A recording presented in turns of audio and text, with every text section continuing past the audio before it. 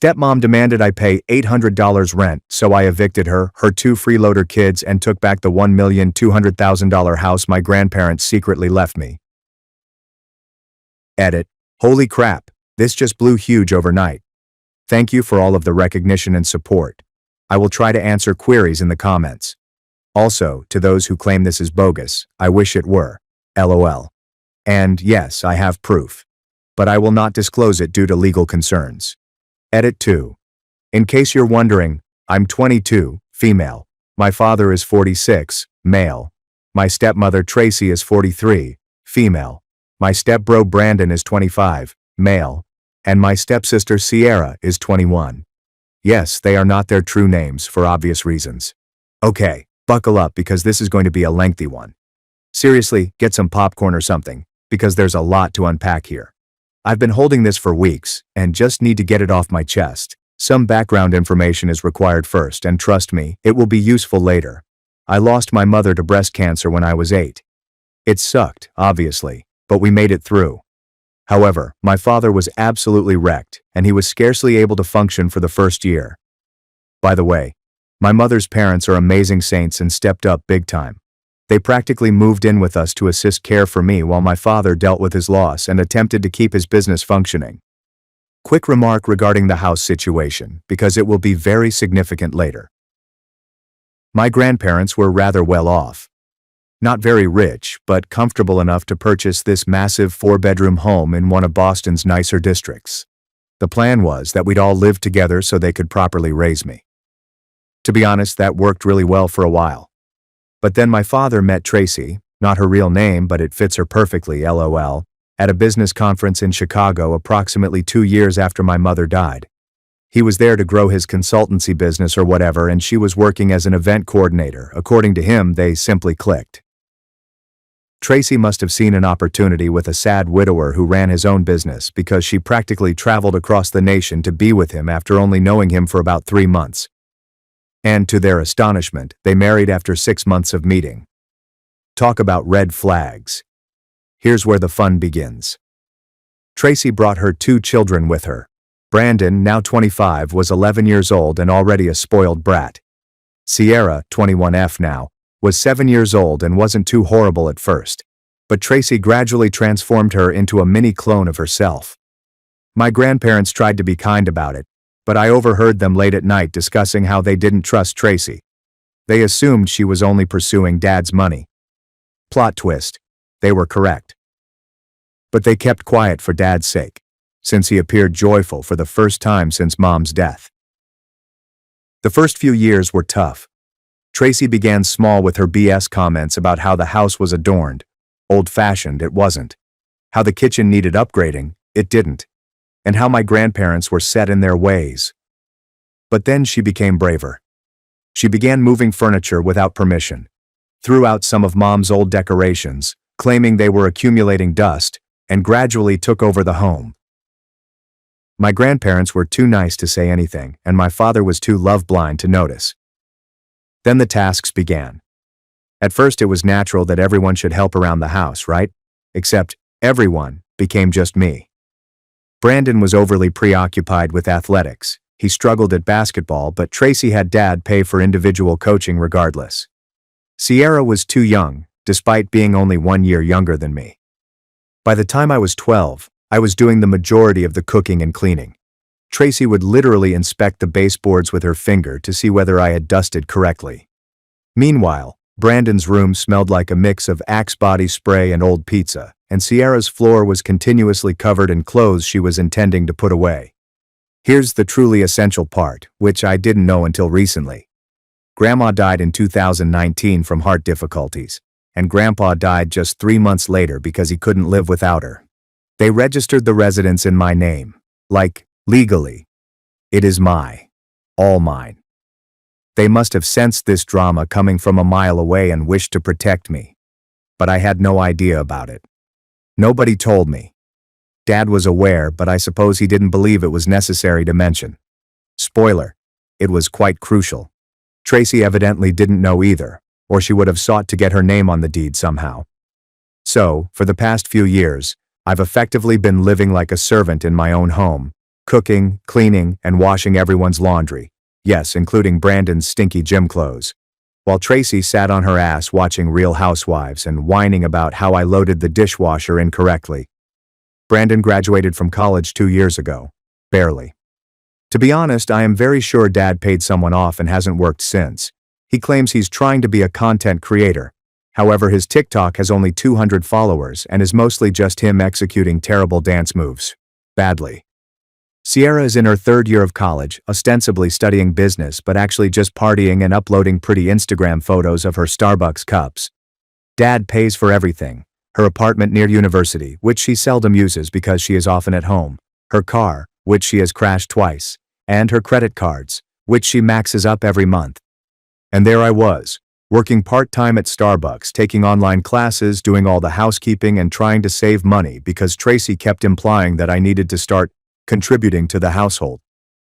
The day everything went down began like any other bad day in my house. I just completed an 8-hour shift at Starbucks.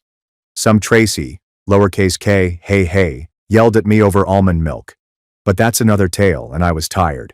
But of course I had to return home and cook supper, lest Brandon get up from his gaming chair or Sierra put down her phone. I'm in the kitchen making this spaghetti recipe I discovered on TikTok NGL, and Tracy walks in, dressed in one of her apparently beautiful dresses. I'm pretty sure it came from Ross, but whatever. She has this look on her face that you recognize, like when a teacher notices you passing notes in class. Yes, the one. She takes a seat at the kitchen island and keeps a close eye on me while I prepare. I'm already on edge since she constantly finds something to complain about in my food. Last week there was an excess of garlic, which is practically impossible. The previous week it was excessively hot. Then she lays the bombshell on me.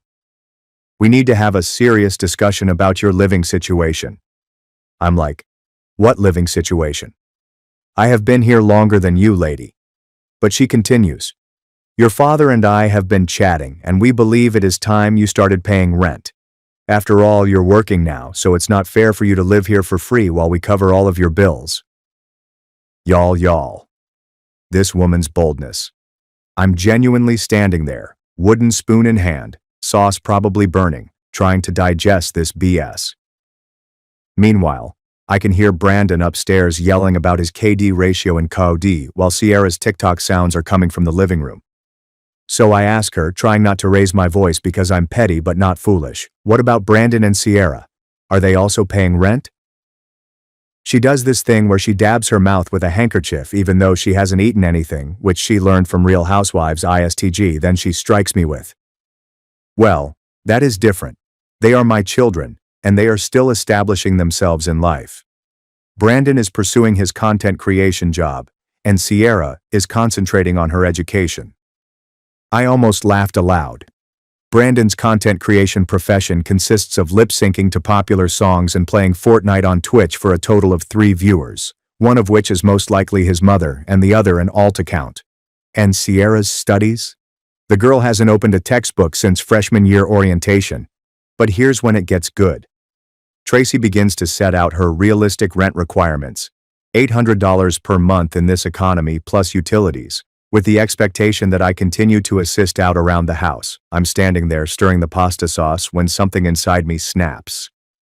You know that scene in movies where everything goes silent and clear? It was like that. All the years of being treated like Cinderella, all the snarky remarks, all the extra duties, all the times I had to wash Brandon's crusty gym socks or pick up Sierra's artificial lashes from the bathroom floor, it all hit me at once. So I turn off the burner, safety first, hee, set down the spoon and stare Tracy dead in her over-Botoxed expression. Let me get this straight, I say, my voice unusually calm. Brandon, who hasn't earned a single dollar since graduation and spends his days yelling at 12-year-olds on Xbox, doesn't have to pay rent. Sierra, who maxes out her credit cards buying Shein hauls and has never touched a vacuum in her life, doesn't have to pay rent, but I do. Tracy's face twitches strangely, which is most likely due to Botox interfering with her facial muscles. She starts talking about how I'm more established, how family helps family, and other nonsense she undoubtedly saw in a Facebook mom group. That was when I decided to detonate my own bomb. But first, I summoned everyone to the dining room. I told Tracy I wanted to talk about this because her family used deceptive tactics against her. Ha ha ha. Brandon complained about leaving his game while Sierra behaved as if getting off the couch was physical torment. But gradually everyone was seated at the table. I didn't mind that the pasta was chilly by this point. I'd already lost my appetite. Tracy begins explaining her plan to everyone, treating all officials as if she were the CEO. Brandon is smirking, most likely thinking about how he can spend his allowance on more V-bucks now that I will be paying the bills. Sierra is capturing everything for her personal tale. The girl enjoys drama, as long as it doesn't include her. And that is when I did it. That's when I spoke the words that altered everything. I'm not paying rent because this house belongs to me. The hush that followed OMG. I wish I had recorded it, folks. I wish I had a photo of their faces. It was as if I had just spoken in an alien language. Brandon really stopped in the middle of his meal, his fork hanging there and spaghetti falling back into his plate. Gross. Sierra's jaw really dropped, and it was the first genuine look I had seen on her face since she found filters. But Tracy. Oh man. Tracy's reaction was priceless. You know the loading wheel that appears when your computer freezes. That was her face. Her brain seemed to be unable to grasp what I had just spoken. Then they all began laughing, like full-fledged hysterical laughter. Good one, Brandon snorts, pasta sauce dripping down his chin. Did you acquire that through TikTok or something? Sierra has already pulled out her phone, undoubtedly thinking this would be wonderful content for her Relatable Family Moments series, which has about 50 followers tops. Tracy is also attempting to laugh, but I can tell that panic is setting in. She has that face she gets when her credit card is refused at Nordstrom Rack, which happens more frequently than you may imagine. What are you talking about? She attempts to be dismissive, but her voice shakes. This house is mine and your father's. This is where things start to get good. I simply recline back in my chair, attempting to exude that calm villain spirit, you know. Also say, why don't you call and ask Dad? Tracy's fake nails began pounding on her iPhone screen so quickly that I thought she might fracture it. I kind of hoped she would, since guess who'd have to go get it fixed? GH. She puts it on speaker, like she always does. She enjoys an audience when she believes she is about to win an argument. The phone rings several times before Dad answers. He sounds fatigued, possibly because he was working while his stepson was developing his brand or something. Tracy's voice is pleasant and phony when she says Mark, as if she's trying to gain an upgrade at a hotel. Lucy is telling some interesting stories about the house. She says it belongs to her. That's not true, right? What about the stillness that followed? Deafening. You could literally hear my father clearing his throat when he was uncomfortable. He does it frequently around Tracy. Then finally, well, actually, my in-laws put the house in Lucy's name before they passed away. Boom.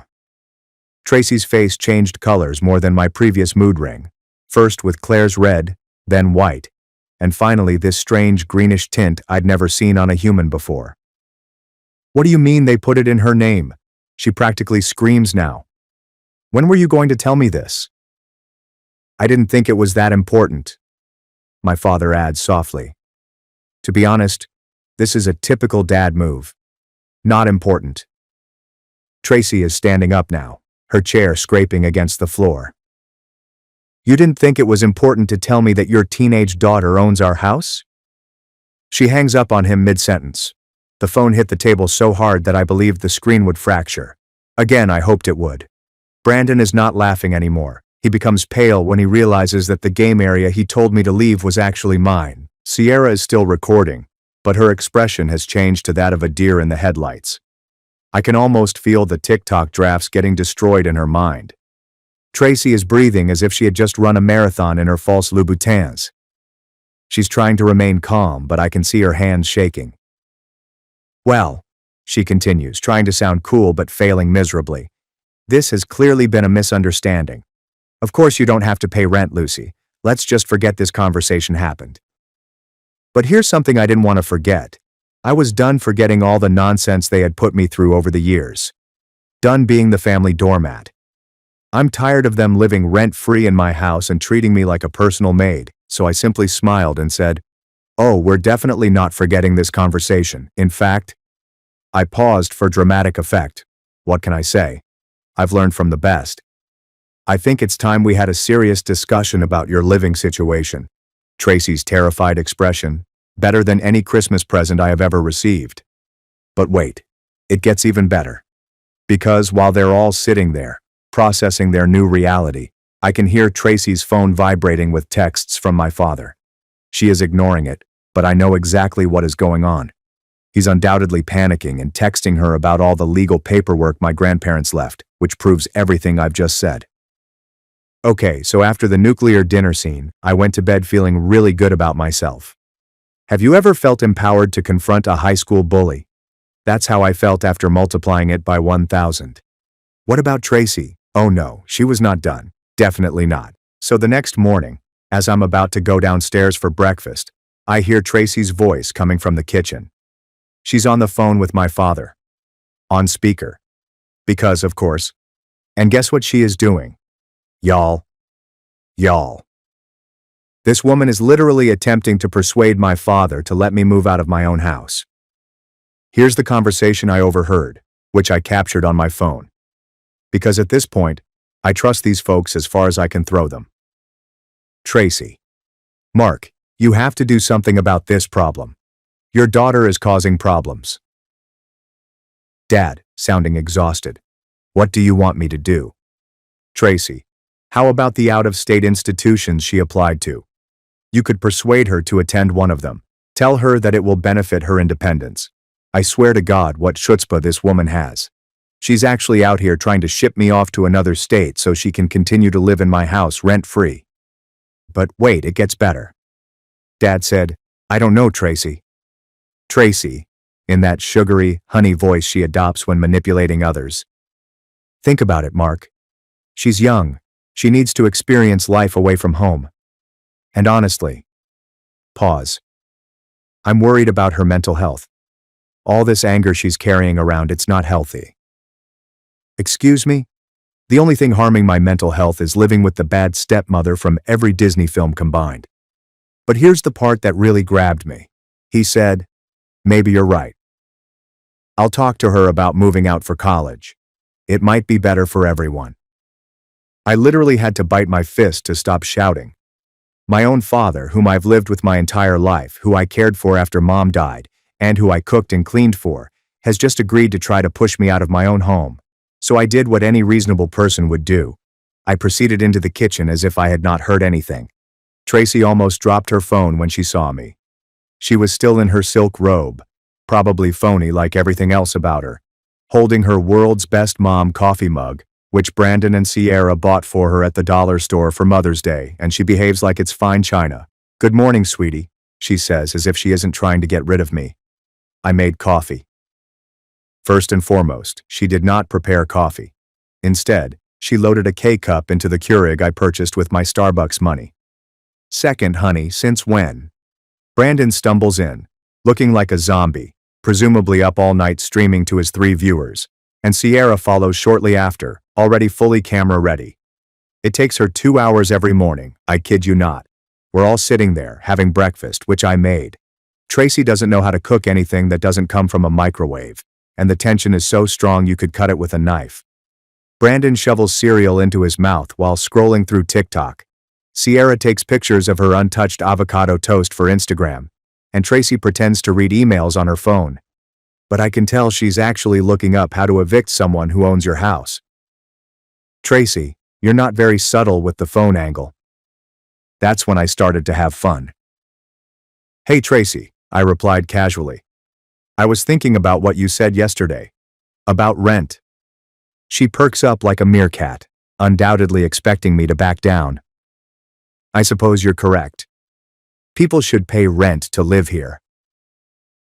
The relief on her expression lasted only about 2 seconds before I dropped the bomb. So I have been conducting some calculations. Based on the market pricing in our area, I believe $1,200 per person is reasonable. That is $3,600 for you, Brandon and Sierra. Of course, that excludes utilities. Oh, there will be a security deposit. Chaos, total chaos. Brandon genuinely choked on his frosted flakes, while Sierra's avocado toast went face down on her new white crop top. Karma is real, people. And Tracy? Tracy appeared to be about to pass out. You can't be serious, she sputters. We are family. Oh, I am dead serious. And since you raised a family, I take out my phone, which has a tape of her morning conversation with Dad queued up. Let's speak about your little plot to ship me off to college. Brandon and Sierra are looking between us like they're watching a tennis match, and the color in her cheeks drained so quickly that I thought she'd pass out. So after I aired the recording of Tracy's phone call, things got crazy. Like Jerry Springer crazy. Tracy rushes up from her chair so quickly that she knocks over her treasured World's Best Mom cup, which fortunately did not break. She's doing this weird thing with her face, trying to seem angry. But her Botox is fighting back, and it's actually kind of funny. You've recorded me, she screeches. That's illegal. I simply smile and add, actually, we live in a one-party consent state. I checked. Also, my house and my regulations. Brandon is just sitting there with his mouth open, milk trickling down his chin. I suppose this guy never learned how to eat correctly. Sierra is hurriedly texting someone, most likely her TikTok group chat, where she pretends to be wealthy and unconcerned. Tracy begins pacing around the kitchen, her knockoff Gucci slides making that annoying flip-flop sound on the tile floor that I cleaned yesterday, and she's muttering something about calling her lawyer cousin, you know, the one who specializes in real estate law but only handles DUI cases in some strip mall office. Then she takes a different approach. Her voice becomes quiet and concerned, as if she's attempting to secure a refund without a receipt. Lucy, I understand you're upset, but what about this behavior? Yeah, it's unhealthy. Your father and I are only trying to help you. Perhaps some time away would be beneficial for you. There's this beautiful college in Michigan. I cut her off right then. Tracy, let me make something very clear. I'm not going anywhere. This is my house. The deed is in my name. And if anyone's going to be leaving, it won't be me. That was when she lost it. Completely. You ungrateful little... I won't mention what she called me, but it wasn't very world's best mom for her. She begins to rant about how she raised me as if I were her own by making me their maid, how she gave up everything to be a good stepmother by shopping at TJ Maxx rather than Nordstrom, and how I'm ripping this family apart. What family? Meanwhile, Brandon and Sierra are experiencing their own meltdowns. Brandon, please. This is bulls. I'm not paying rent. I'm about to blow up on Twitch. Narrator. He wasn't going to blow up on Twitch. Sierra is screaming. Daddy won't let you do this. He loves us more than this stupid house. Spoiler alert, he does not. I just sit there sipping my coffee, which I made because Tracy still doesn't know how to use the French press, and watching them plummet. It's as if every ounce of entitlement and privilege they've been hoarding is simply bursting forth. Tracy then takes out her trump card. She grabs her phone and calls my father again, undoubtedly expecting him to rush home and solve everything like he always does. But, plot twist. I've been messaging Dad all morning. Send him the recording. I explained everything. For the first time in his life, Dad is truly supporting me, kind of, in his own ineffective way. When he responds, he returns to speaker mode. Tracy is screaming, Mark, you need to come home right now. Your daughter is out of control. Dad, surprisingly firm. Tracy, we need to respect that it's her house. Maybe we should start looking for a new place. What about the stillness that followed? OMG. Brandon's brain cells could be heard struggling to digest this betrayal. All three of them. Tracy's face undergoes a fantastic journey of shock, rage, disbelief, and finally, fear. Real terror. Because it has now dawned on her that she is about to lose everything. The comfortable life. The free ride. She has been on a power trip for many years. This is when she makes her worst mistake. She turns towards me, gets right in my face and says, Listen here, you little bae, I don't care whose name is on the deed. This is my house. I've lived here for 12 years, and no spoiled brat is going to kick me out. I will make your life hell. Perfect. Just perfect. Because guess what? I've also been taping this entire chat. Not only that, but I had already spoken with a lawyer. Thanks to r/legal advice for the recommendations. It turns out that threatening the legal owner of your residence is not a good idea. Who knew? Okay, remember how I discussed speaking with a lawyer? Best decision ever. Turns out my grandparents did more than simply transfer the house in my name. They also set up the entire legal process. Trust? Estate?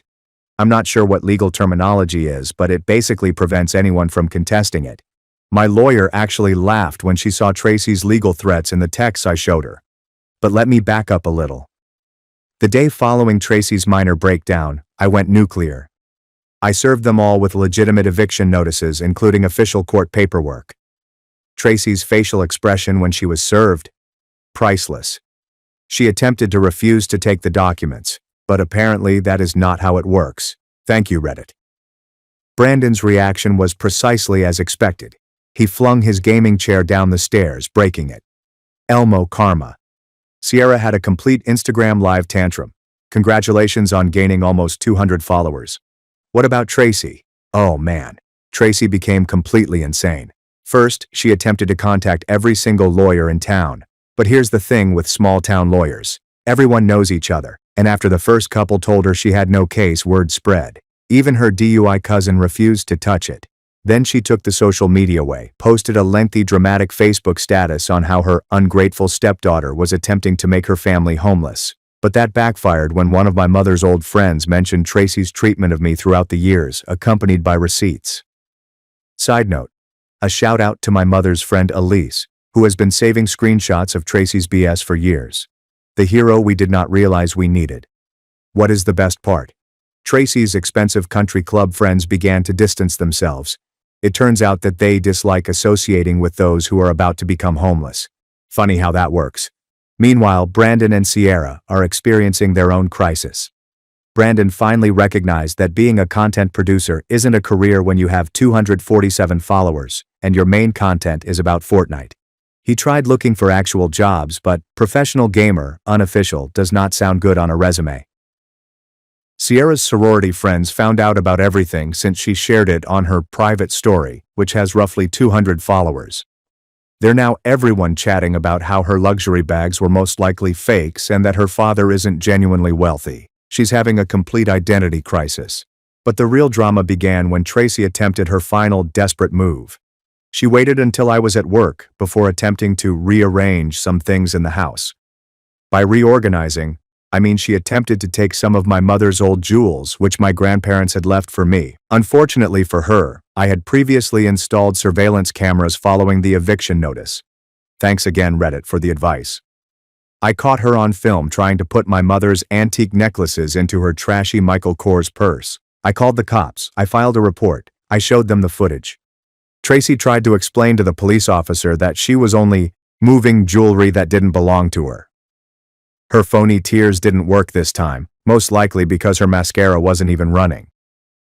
Waterproof makeup completely undermines the dramatic impact. The officer, an elderly woman, took one look at the scene and was not having it, especially when Tracy tried to play the "but we're family" card. Attempting to steal from the legal owner of this house isn't a family matter. I haven't filed charges yet because having something on file for the eviction case is better. My lawyer was delighted.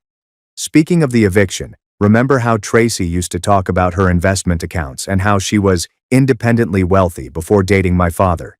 It turns out that was all BS. She has nowhere to go and is in complete panic.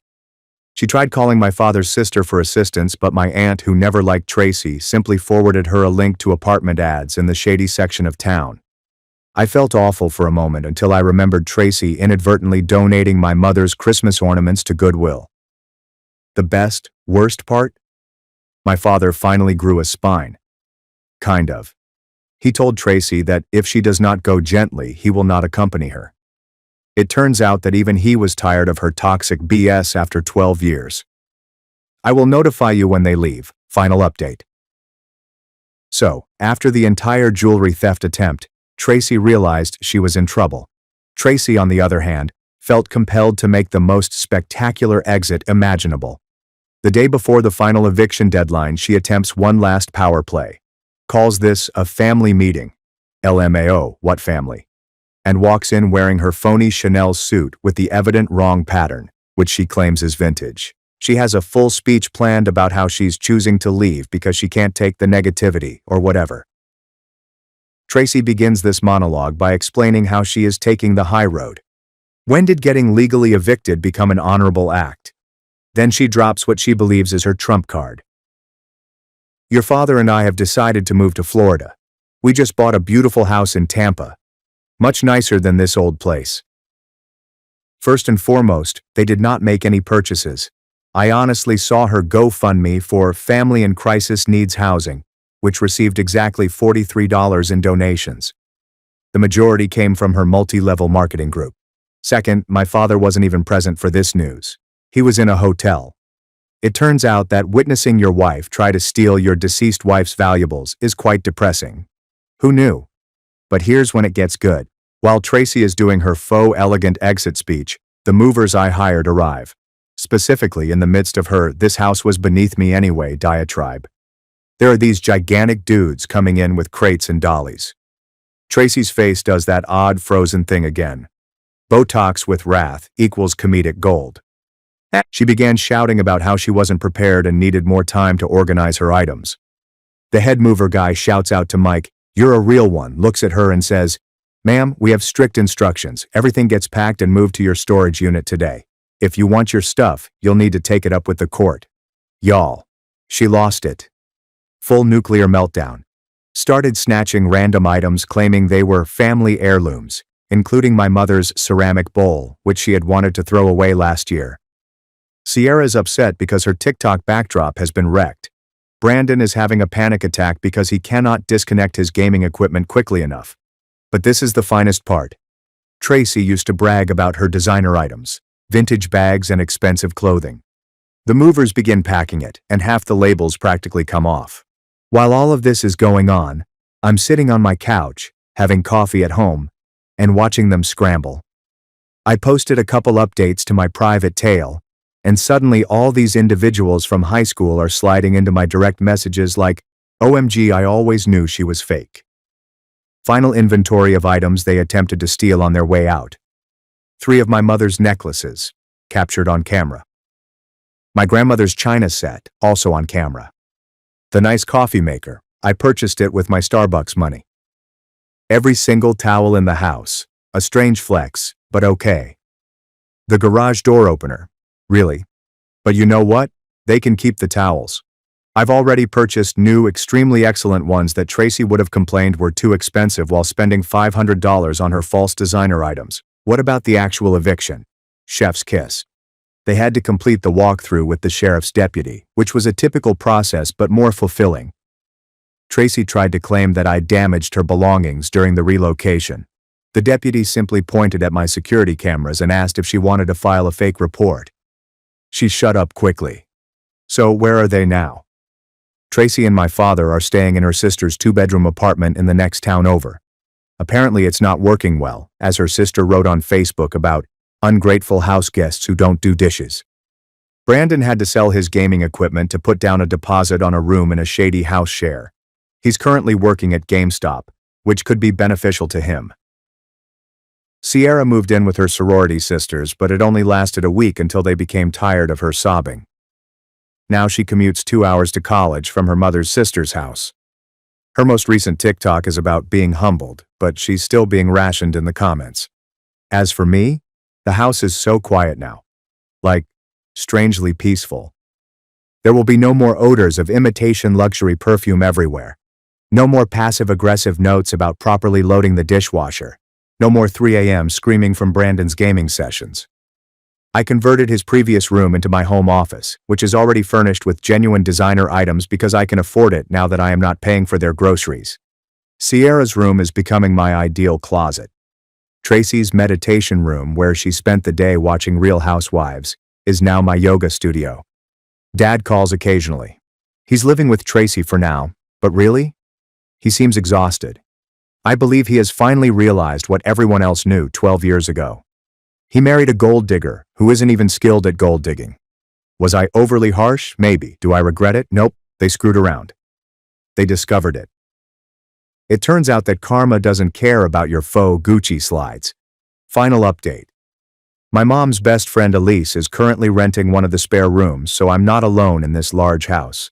She's teaching me all of Mom's old recipes and helping me replace things Tracy threw away over the years. Sometimes excellent things emerge from horrible situations. Thank you for following this adventure, Reddit. You guys truly helped me stay strong during this, especially the legal counsel. You guys rock. Edit.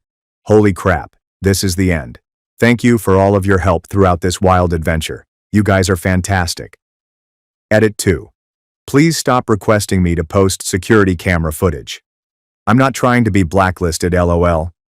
Final edit. Yes, this is true. No, I will not prove it due to privacy concerns. And sure, I am in treatment.